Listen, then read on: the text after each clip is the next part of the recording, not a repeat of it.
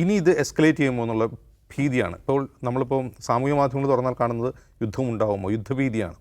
യഥാർത്ഥത്തിൽ ഇതൊരു യുദ്ധത്തിലേക്ക് പോകുമെന്ന് ഞാൻ വ്യക്തിപരമായിട്ട് വിചാരിക്കുന്നില്ല. അതിനൊരു കാരണം, ഇതിന് റിട്ടാലിയേറ്റ് ചെയ്തുകൊണ്ട് ഒരു തിരിച്ചടി നടത്താൻ പാകിസ്ഥാൻ തുനിഞ്ഞേക്കില്ല. കാരണം അത് കൂടുതൽ എസ്കലേറ്റ് ചെയ്യുമെന്നുള്ളതുകൊണ്ടും അതൊരു യുദ്ധത്തിലേക്ക് പോകുമെന്നുള്ളതുകൊണ്ടും. പാകിസ്ഥാൻ സ്വയം തന്നെ ഒരു യുദ്ധം ആഗ്രഹിക്കുന്നില്ല ഇന്ത്യയുമായി. അങ്ങനെ യുദ്ധം ചെയ്യാനുള്ള ഒരു പ്രാപ്തിയൊന്നും നിലവിൽ പാകിസ്ഥാൻ എന്ന രാജ്യത്തിനില്ല. മൂന്നാമത്തെ കാര്യം, അതാണ് ഏറ്റവും പ്രധാനപ്പെട്ട കാര്യം, പാകിസ്ഥാൻ ഭീകരതയെ സപ്പോർട്ട് ചെയ്യുന്നു എന്ന് ഇന്ത്യ ചരിത്രപരമായി ഉന്നയിക്കുന്ന ആരോപണമാണ്. അത് ശരിയാണ്, ഇന്ത്യയുടെ മാത്രം ആരോപണമല്ല, അത് ശരിയാണ് എന്ന് പറയുന്നത് മറ്റാരുമല്ല ഇപ്പോഴത്തെ പാകിസ്ഥാൻ്റെ പ്രതിരോധ മന്ത്രി സ്കൈ ന്യൂസിന് കൊടുക്കുന്ന ഇൻ്റർവ്യൂവിൽ അദ്ദേഹം പറയുന്നുണ്ട്, ഞങ്ങൾ കഴിഞ്ഞ 3 പതിറ്റാണ്ടായി ഈ ഡേർട്ടി ഗെയിം ചെയ്തുകൊണ്ടിരിക്കുകയാണ്, ഈ ഡേർട്ടി തിങ് ഞങ്ങൾ ചെയ്തുകൊണ്ടിരിക്കുകയാണ്. ആർക്ക് വേണ്ടി? US വേണ്ടിയും പാശ്ചാത്യ രാജ്യങ്ങൾക്ക് വേണ്ടിയും എന്ന് അദ്ദേഹം തുറന്ന് സമ്മതിക്കുന്നുണ്ട്. അപ്പോൾ ഇതുവരെ പാകിസ്ഥാൻ ചെയ്തു പോകുന്നത് ഭീകരതയെ സപ്പോർട്ട് ചെയ്യുന്ന രീതിയായിരുന്നു. നമുക്ക് ചരിത്രപരമായി തന്നെ അറിയാം, സോവിയറ്റ് യൂണിയൻ്റെ അഫ്ഗാൻ അധിനിവേശ കാലത്ത് സോവിയറ്റ് യൂണിയനെതിരെ പോരാടാൻ വേണ്ടിയുള്ള മുജാഹിദീനുകളെ അമേരിക്ക അഥവാ CIA ട്രെയിൻ ചെയ്യിപ്പിച്ചത് പാകിസ്ഥാൻ്റെ സഹായത്തോടു കൂടിയാണ്. ഈ ഹക്കാനി നെറ്റ്വർക്ക് എന്നൊക്കെ പറയുന്ന നിലവിൽ പാകിസ്ഥാനിലുള്ള താലിബാനുമായി ബന്ധമുള്ള മിലിറ്റൻറ്റ് ഗ്രൂപ്പുകളെയൊക്കെ ട്രെയിൻ ചെയ്യിപ്പിച്ചത് പാകിസ്ഥാനാണ് എന്നുള്ളത് CIA തന്നെ സമ്മതിച്ചിട്ടുള്ള കാര്യമാണ്. അതിന് $300 ബില്യൺ അതിനുവേണ്ടി അമേരിക്ക ഒഴുക്കിയതൊരു 5-10 വർഷം കൊണ്ട്.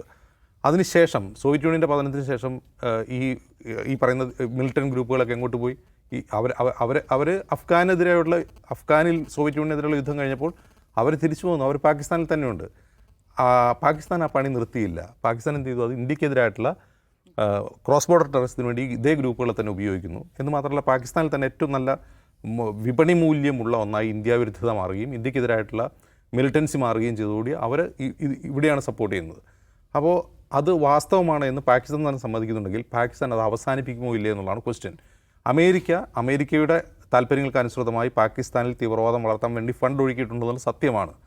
എങ്കിൽ ഈ അമേരിക്ക തന്നെ ആ ഫണ്ട് വെട്ടിക്കുറയ്ക്കുന്നുണ്ട്. 2011 മുതൽ 2018 വരെയുള്ള കാലത്ത് പാകിസ്ഥാനുള്ള സൈനിക സഹായം തന്നെ വെട്ടിക്കുറയ്ക്കുന്നു. അതിൻ്റെ പ്രധാനപ്പെട്ട കാരണം ഉസാമ ബിൻ ലാദനെ പിടികൂടുന്നത് പാകിസ്ഥാനിലെ അബട്ടാബാദിൽ നിന്നാണ്. അപ്പോൾ അബട്ടാബാദിൽ ഉസാമ ബിൻ ലാദനെ പോലുള്ള ഒരാൾക്ക് ഒളിച്ചിരിക്കാൻ തക്ക ഒരു സേഫസ്റ്റ് ഹാവനായി പാകിസ്ഥാൻ മാറിയിട്ടുണ്ട് എന്ന് അമേരിക്ക തിരിച്ചറിയുമ്പോഴാണ് ഈ ഫണ്ട് നിലയ്ക്കുന്നത്. ഈ ഫണ്ട് നിലച്ചതിന് ശേഷം ഇവർ ഈ ഭീകരതയെ പിന്തുണയ്ക്കുന്ന പരിപാടി നിർത്തിയോ? ഇല്ല. ഇനി മറ്റൊരു കാര്യം, പാകിസ്ഥാൻ തന്നെയും ഈ ടെററിസത്തിൻ്റെ ഒരു ഇരയാണ്.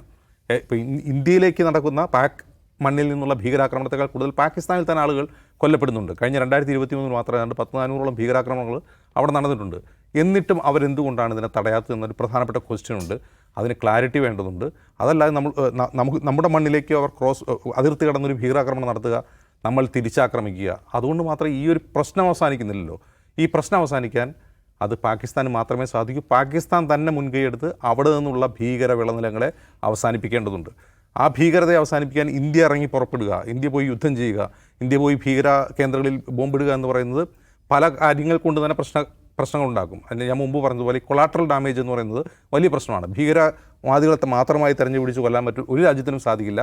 അതിനുള്ള ആയുധങ്ങൾ നമ്മൾ കണ്ടെത്തിയിട്ടില്ല. അത് സിവിലിയൻ ഡെത്തിന് കാരണമാകും. അത് കൂടുതൽ ഒരു ഹ്യൂമാനിറ്റേറിയൻ ക്രൈസിസിലേക്ക് പോകും. മറ്റൊന്ന്, ഈ വെള്ളം തടഞ്ഞുകൊണ്ട് ഇനി പാകിസ്ഥാനെ അങ്ങ് മര്യാദ പഠിപ്പിക്കാം. അത് പാകിസ്ഥാനെ അല്ല മര്യാദ പഠിപ്പിക്കുന്നത്, അവിടുത്തെ സാധാരണ ജനങ്ങളെ ശിക്ഷിക്കുകയാണ് ചെയ്യുന്നത്. അങ്ങനെ ഒരു രാജ്യത്തിന് ചെയ്യാനും കഴിയില്ല. ഇപ്പോൾ തന്നെ ഇന്ത്യ ചെയ്ത് വെള്ളം തടയുകയല്ല ചെയ്ത് ആവശ്യത്തിൽ കൂടുതൽ വെള്ളം ഒഴുക്കിക്കൊണ്ട് അവർ ഫ്ലഡ് ചെയ്യുകയാണ്. അതും സാധാരണ ജനങ്ങളെയാണ് ബാധിക്കുക.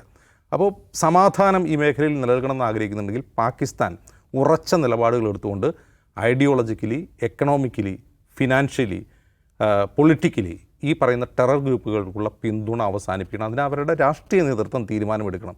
അല്ലാത്ത പക്ഷം ഈ സമാധാനം ഒരിക്കലും ഉണ്ടാവില്ല.